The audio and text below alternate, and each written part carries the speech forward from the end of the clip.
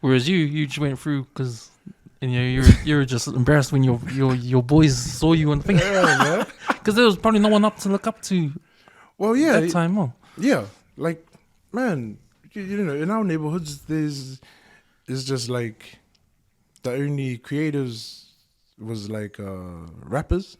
You know, the guys that was doing music, and then in terms of visuals, the guys that were taggers. You know, so you're like, oh yeah, and then there wasn't that many role models. The most common is sports. Sports. Any type of sports, whether that's like fighting sports, running, you know, rugby league, So that's why I think like I never thought I'd be a writer, man. To be honest, like, bro, I just barely got my NCA English, like, you know, like I just scraped through with English. And so when you think of writers, you're like, oh, a writer is someone that's boto, he's smart, he can string sentences together. Bro, I struggle to string sentences together.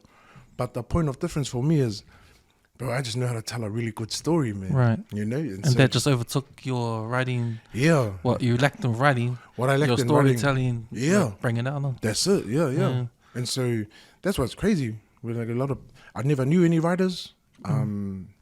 There was no one for me to kind of like go, yo, I want to be that kind of writer. Or even actor. Yeah, man. Even acting was like foreign. So I remember telling my old man I wanted to be an actor, and he was disappointed, bro. he was not happy. Hey, he was not happy, man. But even like hearing the disappointments and like you saying like, you know, hearing the rejection, because it never stopped you, Docs? Because you're pretty much your own. Yeah. You're pretty much your own boss, like. Yeah. Because you've started something that's yours. It's Pasifika. It's you. Yeah. And there's no other one apart from Mrs. Yeah. Telling you what's what, eh? Yeah. So what drove you into that? Like, when was the penny drop for that moment to be like, you know what? Enough is enough. Oh, it was just time to. I was venting to my missus, to my wife. I was just like venting to her, like, man, I feels like I'm not going anywhere. I want to be like that. Like, I want to be a boss. And she was like, then why aren't you a boss then? And I was like, nah, because I didn't know how to start a business. Like, what's a business? But she knew the stuff. And she kept it to herself the whole time.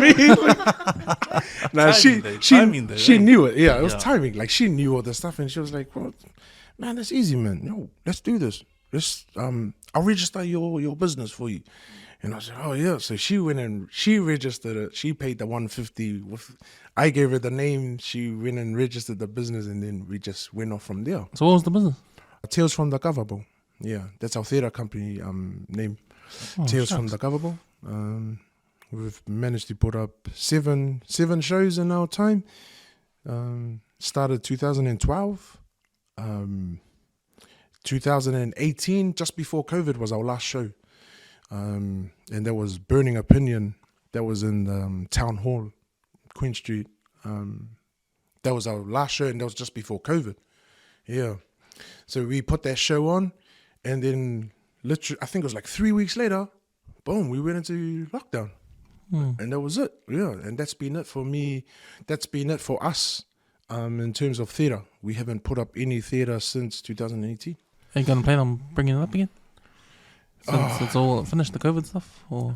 Yeah, but I think theatre needs to be, the way I see it, theatre's got to be restructured. Like, the way that I put up theatre has got to be changed. The model's got to be changed.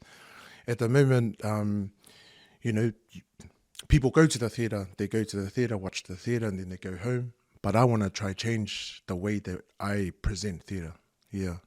And that's just something that I've been kind of playing around with. Can you explain that more? Because when people go watch the theatre and go home, what is it you want to change? So for me, like, I'm thinking of like taking theatre to the people, you know. And this is not a new thing. No. This is not a new thing. A lot of people do it, you know. A lot of people do it, but I'm trying to figure out a way how I do it. Yeah. So like people.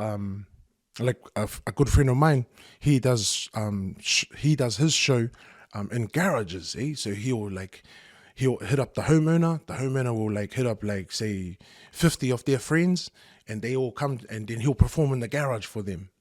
And everybody will pay like $20 each.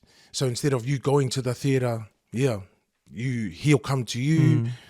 You have your own, you have your food, you have as much liquor as you want. You don't have to pay for anything. You're in the luxury of your own home, So I'll pay to see that, man. Yeah. So there's a lot of people that present theater like that. Yeah. I'm trying to figure out my own way of doing it. Like I had a little go of doing this 2016 or 2017. One of those, I created a show, and it was a traveling show. So we went to 13 churches in Auckland, 13 Tongan churches. Went in there with our own lights, our own sound, and actors, and that was cool. It worked. But from that, I know that there's like a lot of different things that we could have done, that we're gonna do to make it better, make that experience better. Because what I've realized, like what I'm seeing, even since 2012, man, like we just don't go to the theater.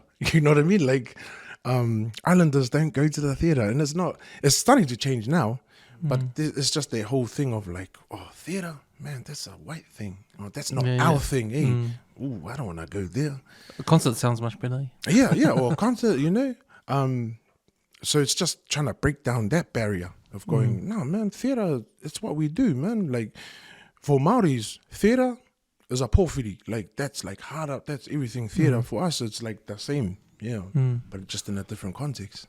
It's interesting because when I was talking before about the Naked Samoans, when they started doing their plays, like you would probably wouldn't consider it as theatre, even though it is theatre. People were going because they were Islanders. Yeah. And it was all Islander theme thing. Yeah. And people were going to see it. So maybe that broke the barrier in a sense. Yeah. Where, the thought of a theatre and you associate theatre with the Parangis wasn't in that kind of...